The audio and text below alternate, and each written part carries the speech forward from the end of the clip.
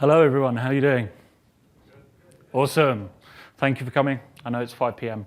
I know everyone's looking forward to the party. Who's coming to the party? Cool. If you see me there, come and see me. Come and say hello. So I'm here today joined by our friends from a partner from Weaveworks to talk to you about operations with ECS. Okay? So we're going to be talking about best practices. We're going to be talking about security. We're going to be talking about how to deploy ECS. We're going to be talking about availability, scaling, monitoring, logging, all those kind of normal operational concerns. And then my friend Fonz here from Weaveworks is going to come up on stage and he's going to show you some really cool stuff they've been working on. So if you've not heard of Weaveworks, they do some really, really cool things around service discovery, networking, monitoring, and it all works amazingly with ECS. So before we start, I want to just sort of baseline knowledge here and just talk about a few of the key components of ECS. And then we're going to start talking through the operational responsibilities involved with those. So first of all, we've got ECR, our container registry. So a managed container registry, somewhere where you can store securely your containers and your images. Then we've got ECS, the service itself. So a fully managed container management service. So ECS is responsible for receiving your task definitions and scheduling them and placing them and keeping them available and keeping them online within your cluster. Finally, at the bottom here, we've got your container instances. So this is your pool of compute where your containers are going to run. Okay?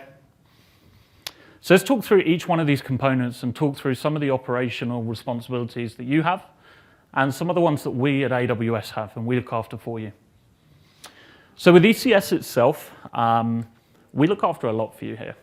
So as it's a managed service, we're going to be looking after the security and monitoring, the patching of the service, keeping it available for you, scaling it, and also looking at cost control on our side.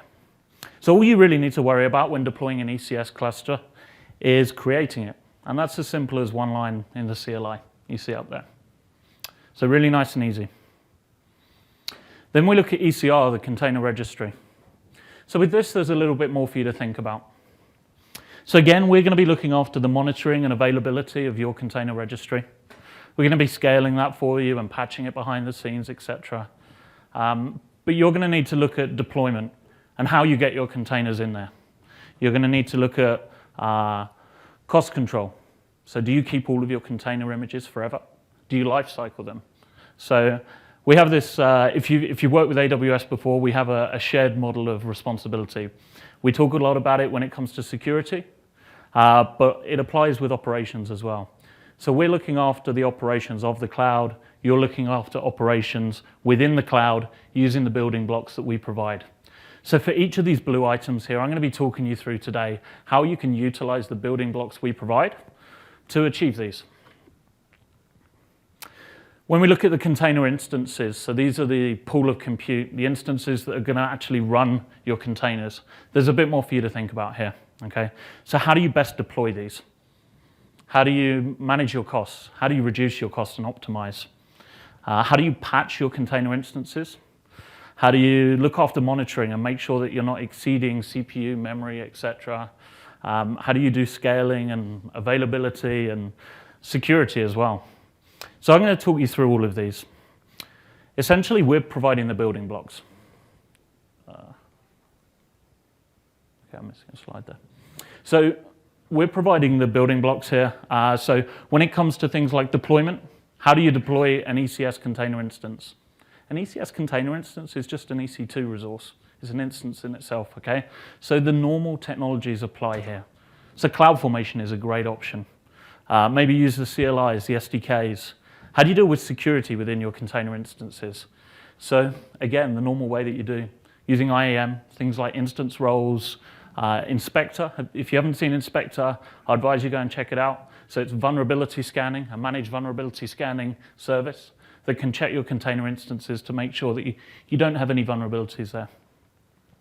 Monitoring with CloudWatch, so ECS has really tight integration with CloudWatch. We're going to go through that and cover some best practices there for monitoring. And scaling and availability, you have all the powers of an auto-scaling group available to you. For cost control, I'm going to cover some common cost control measures as well around ECS later on. When it comes to tasks and containers, so with ECS, the ECS service is going to be taking care of deployment. So it's going to be looking at your container instances, working out where those containers can be slotted in terms of CPU, in terms of memory. We're going to be monitoring them, and if it's a long-running service, we're going to take care of keeping that service available for you. What you need to think about is the scaling properties for your tasks and containers. So do you want to auto-scale your tasks and containers? If you do, what metric do you want to use? So we'll cover some best practices there as we go through. Also around security. So how do you ensure that what's going on in your containers is recent, patched, up to date? Maybe you've got a container that was built 6 months ago with an outdated base operating system. So I'll show you some strategies for improving that.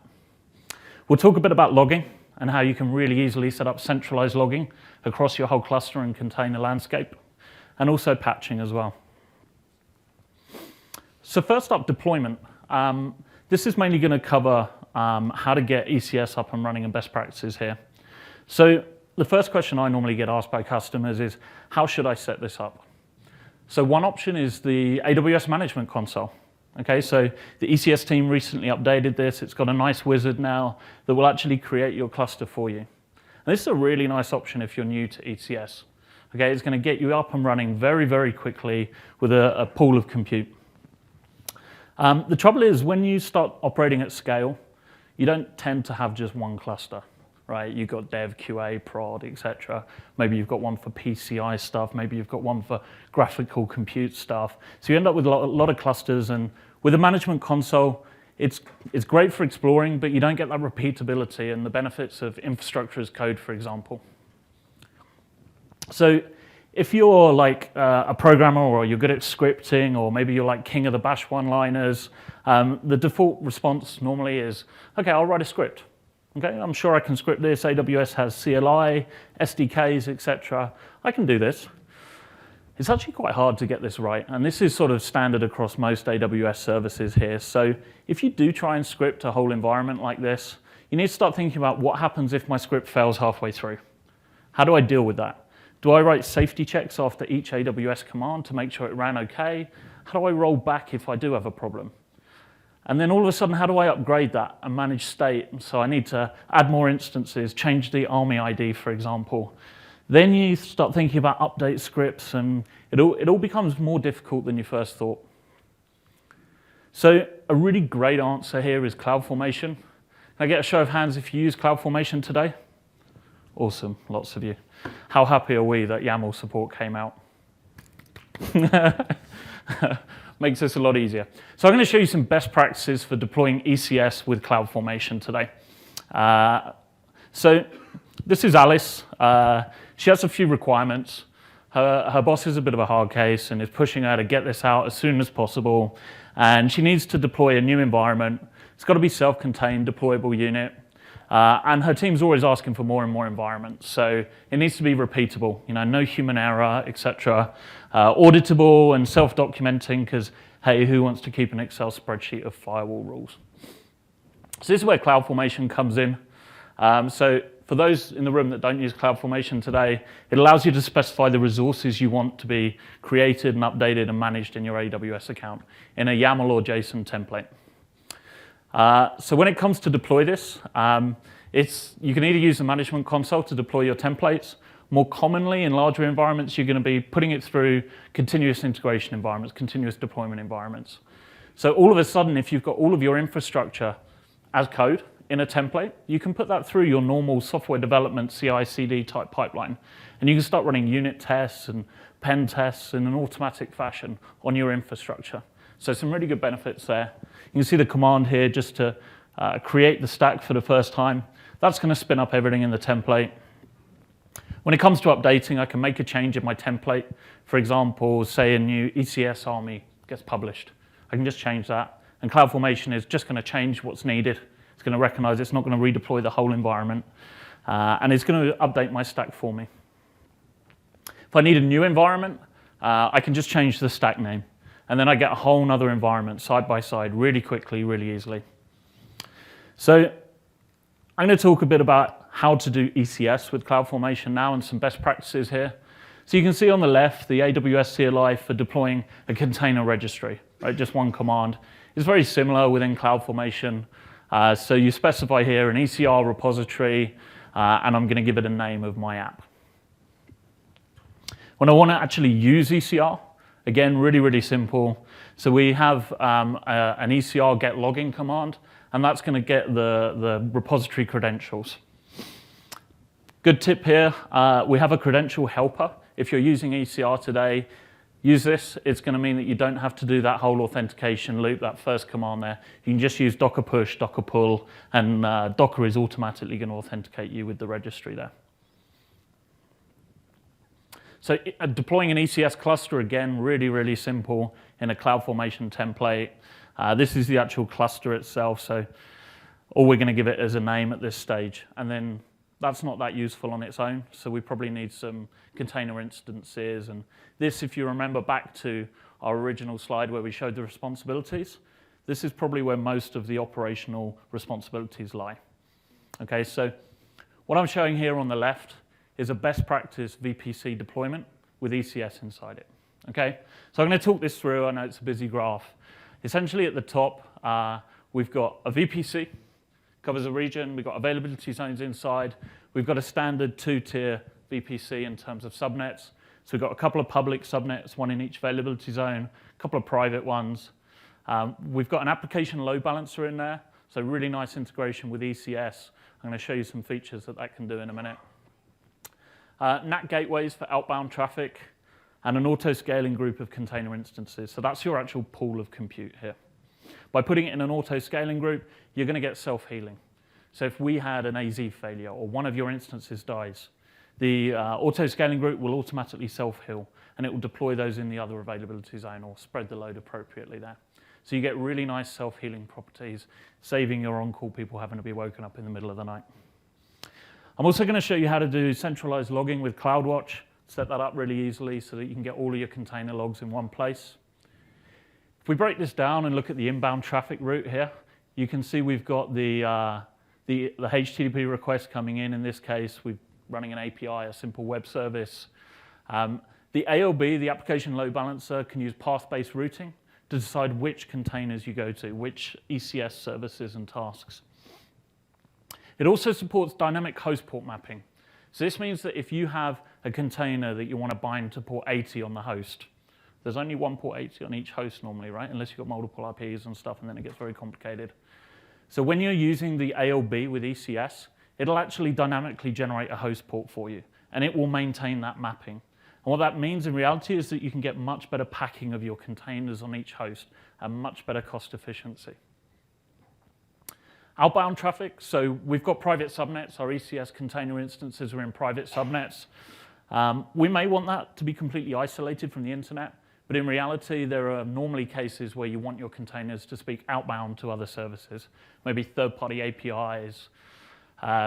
So we're using, in this case, NAT gateways to route outbound traffic from our private subnets. Logging, so CloudWatch logs. I'm going to show you how to integrate CloudWatch logs with your task definitions really easily. So the too long didn't read here is that everything in that diagram we have a reference architecture for on GitHub. So it's a set of CloudFormation templates written in YAML. You can click the launch stack button, and it's going to launch that whole thing in your account for you. So really, really easy to get started. It takes like 10, 15 minutes to run into your account, and you're going to have that whole production-ready best practice set up. So let's talk through some of the other pillars of operational best practice here. Cost optimization. So you've got your ECS cluster deployed, and you're starting using it, but now you want to reduce costs further. So the way you do this is very standard to the rest of AWS and EC2. Right? Container instances are just EC2 resources. So you can use reserved instances. If you know that you have a standard demand, you can reserve that standard demand and use on-demand for your peaks. Okay? So really, really standard best practice there, up to 75% savings. Another option is to use Spot. So if you haven't seen Spot before, it allows you to bid on unused capacity in our data centers. You can get really, really good cost savings using Spot. We have something called Spot Fleet that allows you to say, I don't really care what instance type I have, okay? Maybe want some C4s, maybe the new instance types. You select which ones you want. You say roughly how many CPUs you want, how much memory you want, and Spot Fleet is going to create that diverse pool of instances. So it's a really nice way of using Spot, and it works really well with ECS.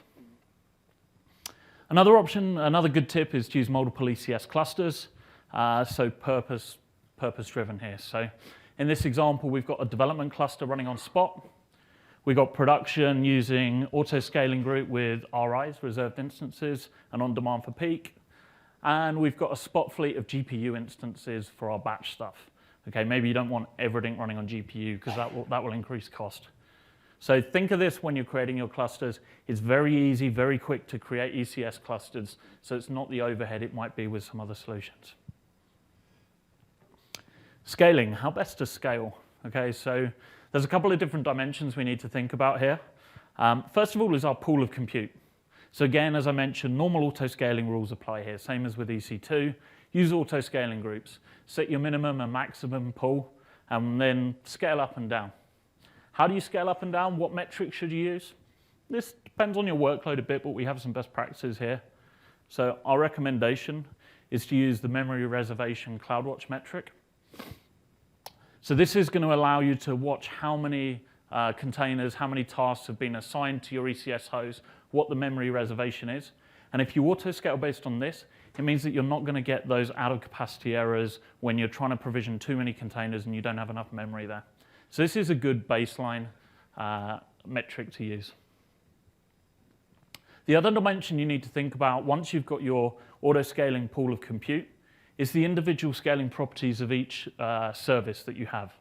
So if you have a long-running set of containers, maybe a website or something, how do you want that to scale within your pool of compute? Do you just want one copy of it? Do you want 100? Do you want to auto-scale? So we have application auto-scaling.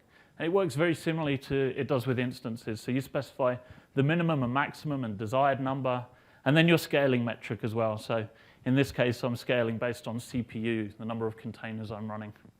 And you do this by setting CloudWatch alarms. You can actually use custom metrics in both of these types of auto-scaling. So if maybe you're a ticket website and you want to scale based on number of tickets sold or some kind of metric like that, that's completely possible as well.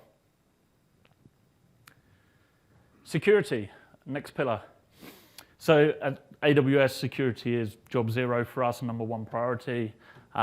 So we want to allow you to do the same and provide you the primitives to do that.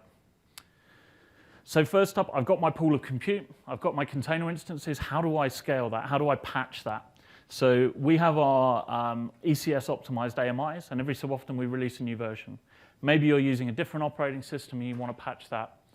One really nice way with CloudFormation is by using something called an auto-scaling rolling update policy.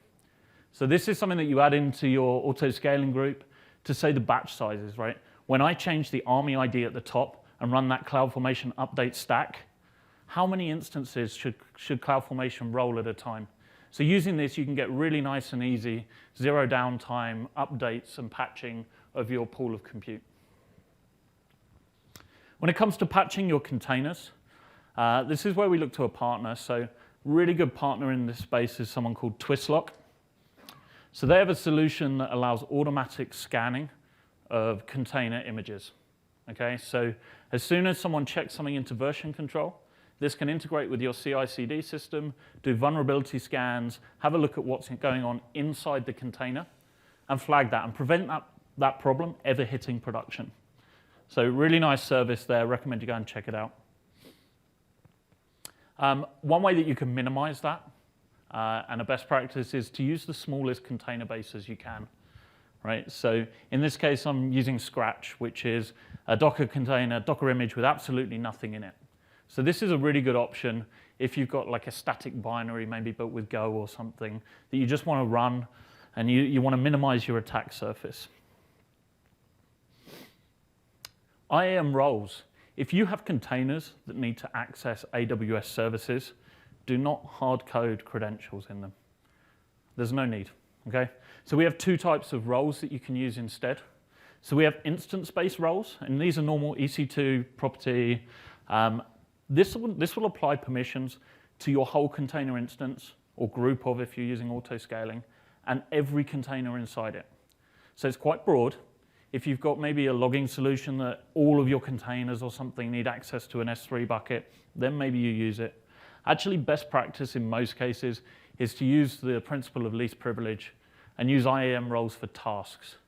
So these allow you to specify an IAM role that's local to each set of containers, each task. So how do you pass in configuration and secrets into your containers? What's the best practice there? So there's a couple of options here. They have their pros and cons. I'll run through when you'd use each. So environment variables. Within a task definition in ECS, it's really easy to pass in environment variables into your containers. It's a great option for setting configuration data. It's not a great option for passwords and secrets and database credentials, etc. Environment variables are never going to be the most secure option for that.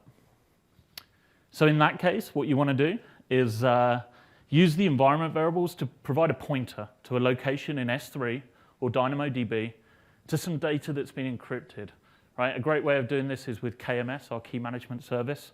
So you encrypt that data, and then using the IAM role in your task definition, so the role specific to that group of containers, you can then say, okay, only this group of containers, only this task has permission to decrypt that data out of S3. So this is a really nice way of passing in secrets into your containers. There's a couple of open source projects on GitHub that help automate this, etc. So just have a look around on GitHub for KMS encryption tools. Monitoring logging. So I mentioned that ECS has really tight integration with CloudWatch. So this is going to allow you to have really, really nice, easy monitoring of metrics, but also logs as well. So I'll talk through some best practices around this. So when you first deploy your ECS cluster, this is what you get. So this is just taken from the ECS console. By default, you get metrics on CPU utilization for your whole cluster, memory utilization, but also the reservations as well that we spoke about earlier. You can then dive a bit deeper and look at individual container metrics. So you can look at things like your latency on your ELB or ALB. You can look at per task, CPU and memory, for example. When it comes to logging, there's a really neat way to get very easy centralized logging on ECS. So it's using something called the AWS logs driver for Docker. Okay, this is open source, available on GitHub, part of the Docker project. We actually support a load of different log drivers. So for example, if you're running Splunk or FluentD, syslog, for example, maybe you've got a central syslog server. This is a really great option as well. I'm just going to show you the AWS log side. So this allows you to really easily export all of your container logs straight into CloudWatch logs. You don't need to do anything more than it's on screen here. Just add that to your task definition. So I'm specifying a log group here and also a region where I want these logs to end up. If, by the way, you want to add more available log drivers there, this is on GitHub. It's part of the ECS agent on GitHub, so just submit a pull request. This is the result. So in CloudWatch logs within the AWS console, you can see here I've got a Go binary. It's serving HTTP requests. Something really cool you can do with CloudWatch logs is something called metric filters. Does anyone here know what metric filters are? Cool, okay. Not many people that I speak to do. They're really, really cool. So this allows you to set wildcard text-based search patterns that it's going to look across your logs for and trigger a metric, right? So it turns it into a CloudWatch metric. So in this case up here on the top left, I'm looking for the string internal error in my logs. And a little sample when you first set up your metric filter is going to say, okay, I found this in 5 out of a sample of 50 log files, for example. The end result, what you see in CloudWatch, is a graph, a metric for this. Okay, so if you know you have certain things in your container logs that you want to watch for, this is a really cool way of getting monitoring and graphing set up really easily. You can obviously, these are standard CloudWatch metrics, you can set alarms on those as well, right? So you could trigger a Lambda function or an SNS post there. So you can integrate with your monitoring systems or maybe wake someone up in the middle of the night, depending on what it is. So really, really cool there. Something we added recently as well is when you have these metrics for CloudWatch logs, you can just right-click on that graph point and say, show me the logs for this point in time. Okay, so really easy correlation between your metrics and graphs and the logs behind it. So I want to summarize before I hand over to Fons here. A lot of this, we're going to be responsible for operations of the cloud. Okay, there is going to be stuff that you're going to be responsible for in terms of operations, but at every stage we're going to be giving you the building blocks and best practices to help you out there. Okay. I promised I wouldn't forget to give you the clicker. Okay. Hi, guys. My name's Alfonso Acosta, and I'm a software engineer for Weaveworks. We're a startup company and an Amazon partner whose ultimate goal is to simplify the management, operation, and development of microservice-oriented applications. We work in different areas to make that possible. We work with networking, including service discovery, visualization, controls, continuous deployment, and metrics aggregation and monitoring. But today I'm going to be focusing on two of those areas, which are networking, and I'm going to be particularly talking about service discovery and visualization and control. Who has heard from Weaveworks here before? Raise your hands. Okay, quite a few people. To make this as interesting as possible, considering the time it is, I would encourage you to interrupt me and ask questions. Just raise your hand or go to the mic right there and ask them. I love interruptions, so don't worry about that. So as I was saying, I'm going to be focusing on networking, visualization, and control. And I'm going to be doing that because those two areas and how we solve those problems complement ECS really, really well, as you'll see. First, I'm going to be talking about WeaveNet, which was the first multi-host overlay solution for containers. What it does in a nutshell, to put it in really, really simple terms, it allocates one IP per container. Why would we do that? No port clashes. So imagine you want to have 20 web servers, and typically you want a web server to listen on port 80, right? With an IP per container, you don't have that problem with clashes and port mapping. Maybe I should be using another port, and I should have my load balancer pointing to that particular port. You don't have to worry about that. We also provide automatic DNS-based service. Yeah? Question? I'm just wondering, are you allocating ENIs on the container instances then? Do you mean IPs on the containers themselves? Yeah, are you using Elastic Network Interfaces to do that, or are you using... The question is, are we using network interfaces to do that? Well, everyone does. So in a container, you have a virtual Ethernet interface, which gets an IP. Question is, how do you connect that network interface to the rest of the system and the host? Yeah. In that case, we plug it together with the overlay network. Does that answer your question? Okay. So I was saying that we have automatic DNS service discovery. What we do is when we create a container, when Docker creates a container, we learn about it. I'll tell you how we do that later. And we associate a DNS record to the IP of that container. So if I have a container named foo with IP 10.10.10.10, we will create a DNS record and we will propagate it to the rest of the hosts so that they're automatically aware of it.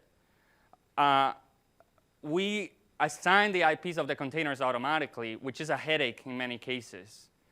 We do that using something called CRDTs, which I'm not going to describe, conflict-free replicated data types. And we have minimum overhead. That's because we're using Open vSwitch and VXLAN encapsulation, which is accelerated by the network interface. And Amazon, of course, has NIC interfaces which accelerate VXLAN. And in the particular case of Amazon, we have an alternative implementation without overlay, which will manage routes of your VPC infrastructure so that you have your traffic going to the right container without any overlay or overhead. That's what we call the AWS VPC mode. On top of that, we don't use a centralized data store. You need to store the topology information of the network and the service discovery information of the network somewhere, but we don't centralize it. How do we do that then? So as I said, when a container is created in one of the hosts, we learn about it. And our infrastructure will propagate it through a protocol called gossip. And it has a really good name because it works like gossip in real life. So a host will pick a few other hosts to talk to propagate information of that new container or that new host. And those hosts, at the same time, will do the same with a few other hosts. That propagates exponentially, and eventually, the full network will learn about it. This has implications on partition tolerance. If you don't have a centralized data store, if there's a partition in your network, even if those two sites won't be able to talk to each other, they will still operate individually without problems. So the containers on one side will still be able to talk to each other, and the containers on the other side will still be able to talk to each other. It's a multi-data center solution. In fact, we are cloud agnostic.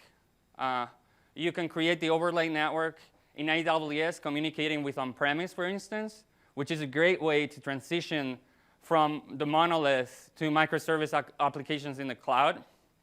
And we also provide encryption. Another great feature, which I didn't include in this list, is multicast.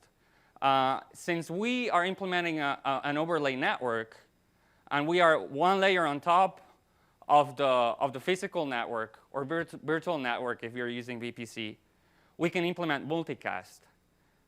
And that's a great feature for finance applications like trading or stock exchanges.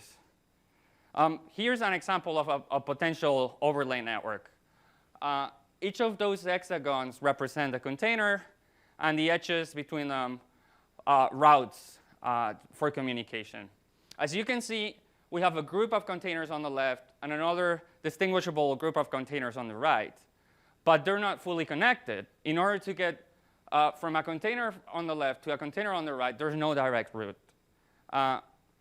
WeaveNet supports non-fully connected topologies. It will learn about the topology of the network and do the right thing in terms of routing the packets from one container to the other. Now, let's talk a little bit about service discovery. As I said, actually, what are you guys using for service discovery? Come again? Console, OK. Is anybody using ELBs? Somebody's using ELBs? ALBs? OK, those are all potential ways of doing service discovery. You could even have a static text file from IP to service if you wanted to do it cheap, right? But so how we do it on WeaveNet is, as I mentioned, a container is created. We learn about it. Here we have a few containers with name, a very original name. And we will create an A record associating name to the IP of that container. Then if a client, a container operating as a client, wants to connect to the service name, it will make a DNS request to our DNS implementation, which we hook in automatically. And it will connect to one of those name containers. Can you tell me to which one it will connect? A man here says random. Yeah, and that's correct. So we choose to order the records randomly. So it could be any of those. And that's a very simple scheme with which to do load balancing. In the next request, the DNS requests, the order of the records will be different. The client will pick a different IP, and that's how you get load balancing. So let's see another simple example, and let's see it from the infrastructural point of view. So what we have here is a two-tier application. It's not even microservices. I wanted to keep it simple. You could say it's a two-tier application from the 90s if you so wanted to. There's a layer of HTTP servers serving HTML, and there's another layer of what I call data producers. A data producer could be a database, anything producing data which needs to be massaged by the web server before being served to the clients. Now, in order to make that possible, the web servers need to contact the databases, right? Or the data producers. It could be a key value store. It could be anything. And this is the view on ECS. On the bottom is the opaque Amazon ECS infrastructure. And then in each of the nodes, you have an ECS agent, which is in charge of managing that node, or in Amazon terminology, container instance. So let me ask the question again. How does the HTTP server find the data producer? How would you do that? Anybody? There's, again, multiple ways to do this. You can use console. You can use ALBs. You can even use ELBs. But those require management, right? You need to set them up. And in particular, in ELBs and ALBs, you need to have credentials in the Amazon infrastructure to create those. So this is how it would look with Weave installed in your instances. In fact, we provide an AMI and CloudFormation templates based on the vanilla ECS AMI to install this without any complications in 5 minutes. So what we do is in each of the nodes, we install 2 extra components, the Weave router and Weave DNS, and the Weave proxy. So the ECS agent, as I mentioned, is in charge of creating containers, stopping them, and managing them based on the services you create, the tasks you create, so on and so forth. So what we do is we place the Weave proxy between the ECS agent and Docker. So whenever a container is created, removed, or something happens with it, we learn about it. And then the most important piece of it all is the Weave router and DNS. So whenever a container is created, the Weave proxy will tell the Weave router, hey, I have a container here. Please make sure that all the nodes in the network know about this container and know about its DNS record. It gets propagated through gossip in all the network, and that's how you get service discovery. Any questions?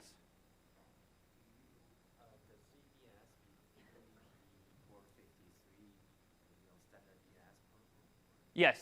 The question is it a standard DNS implementation? Does it use port 53? Yes, it is.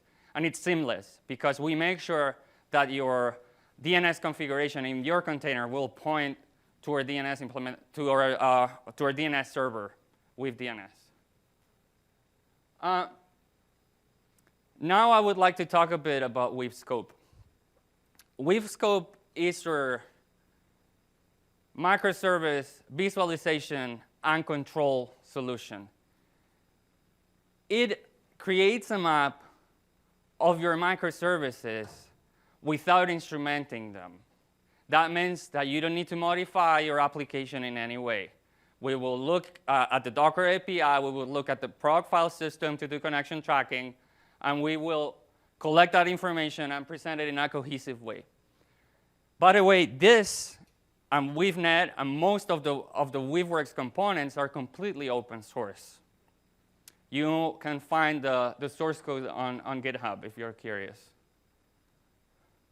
So let me dive in a little bit into what's Weave Scope and how you operate it.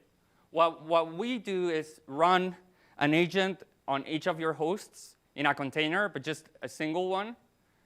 And that's what we call the scope probe. It will gather information about that particular host, the containers in that host, the connections which are happening, it will generate something we call a report, which has, again, CRDT semantics in order to merge them together. And we compile all those reports from the different hosts, which are reported regularly, merge them, and present them in the UI. The second important feature of Scope are the controls. You will be able to interact with your infrastructure. You will be able to create terminals, stop containers, augment the replication factor of your application, and we do that through controls. What I presented before is the standalone version of Scope, which you can install yourself because it's open source. In the same way, to simplify the operation with Scope and to provide some enterprise features such as user authentication, user management, and team management, we're offering WebScope into WebCloud, which is our cloud offering. But it operates in the same way. The only difference is that the probes will report to WebCloud instead of an app. We will manage the app for you. Okay? Any questions so far? No? Great. And again, our AMIs and CloudFormation templates come with both WebNet and WebScope, which you can connect to your own app and run it standalone, or you can connect to WebCloud. And to finish my presentation, I would like to demo WebCloud. And I'm going to change the display. I'm not doing a magic trick. Yes. I would like to showcase a microservice demo application, which we call Sock Shop. It's a demo front end of an e-commerce website selling socks, which you can see here. It has a little bit of Node.js, a little bit of Java, a little bit of Go, RabbitMQ, MongoDB. We went bananas, right? Because we wanted to have a way to demonstrate microservices and so that people could interact with them. It's all open source. You can play with it. In fact, I'm going to be playing with it now. And it supports multiple clouds. And of course, it supports ECS. In order to launch it, you would just click on Quick Start, ECS, and we have a CloudFormation template with which you can launch it in a few minutes. So this will bring me to my cloud. Is it big enough? Can you see it? OK. You will click Next. Give it a name. Let's say App. Very original. Provide a key name. That's the SSH key in order to access the instances later on. Let's use the WebECS demo. And WebCloud Service Token. This is a token you will get from your WebCloud account. I'm going to make one up. And you would press Next, Next. Acknowledge the CloudFormation may create AMI resources. And create. This would take around 10 minutes to run, but I don't want you guys to wait bored here. So I've created another stack before, which I called Sock Shop. If you click on the stack, you get some output parameters with the front end of the application, which I actually already opened here. Yeah. So this is the running up. You have a catalog of socks. Say, OK, I'm going to buy the colorful ones. And I'm going to go to the cart. Yeah, it's fully functional. And the AMI, apart from spawning the application itself, it has spawned WebNet and WebScope. We are using WebNet for service discovery and networking, and WebScope for visualization and control. What you're seeing here is the main view of WebScope and WebCloud. On the upper part, you are offered different views you can interact with. What you see now is the ECS services view. Each of these polygons will represent an entity in the view. In this particular case, it's an ECS service. And edges between them represent a connection between those two entities. There's no traffic happening right now, and I don't want to be clicking around the app to generate the traffic. So what I'm going to be using is a load tester application in order to generate traffic on the website. That's also offered by the microservices organization in GitHub. So, I'm going to go ahead and click. Yeah, and it's generating traffic. And we can see, actually, in the tasks, yeah, we saw new traffic was being generated in the app. We can dive deeper into the application, or we can see, for instance, details on the ECS services. We see that there are 3 desired tasks. There are 3 running tasks. We have information about the outbound connections on the containers. Everything's hyperlinked, so we can see information about the front-end container. And we can dive into other views. For instance, here's a container view. Let's try to solve an imaginary problem here. Let's think that we have a problem with RabbitMQ, and we want to see information about the RabbitMQ container. So we can search, and we find the RabbitMQ container. We bring it up, and we have some information on CPU consumption and other things. But let's say I want to dive even deeper and get information on RabbitMQ itself. It's not fully integrated with Witscope yet, but I can create a terminal and interact with it directly. This is a fully functioning terminal, and I can do RabbitMQ CTL status, and there you go. You get the status of RabbitMQ. In the same way, we can see the logs of the front ends real time. Let me find the front ends. Here you go. And by clicking on this control, you see the requests coming in real time, which is great for debugging. Now,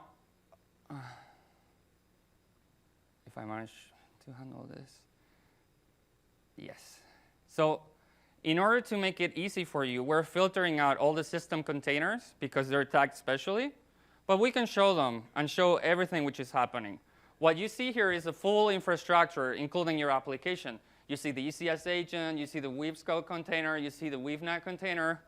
And if you look at the bottom of the screen, you see some clouds there saying ECS. That means we're representing access to external services. The ECS agent is accessing ECS infrastructure. So we represent it so that you know exactly what services are being accessed. In this case, it's ECS, but it could be an RDS instance, or it could be Dynamo, so on and so forth. In this view, things are getting a little bit hairy, and surely it will happen with big infrastructures. In order to help with that, we have created a table view, which will be more familiar to people using TOP and system administrators. In this way, you can compare CPU and memory and see all your containers at once. Actually, it works in the containers view, but it works in other views. In fact, we can show all your processes running in your full infrastructure at once. In the same way, we can zoom in and look at the processes. We can also zoom out and have a look at the hosts view. This is a cluster formed by 3 container instances. And here we can see the connections between them, and again, the access to the ECS service and the internet. And finally, in the same way, we can get detailed information about the WeaveNet network. Here's a view with the 3 peers, the 3 hosts and detailed information on WeaveNet. So for instance, we see that this particular peer has 2 connections which are established and are using fast data path. So it's using the Open vSwitch encapsulation. And that will be all from me. Thanks a lot for listening, and I will be happy to answer any questions you have.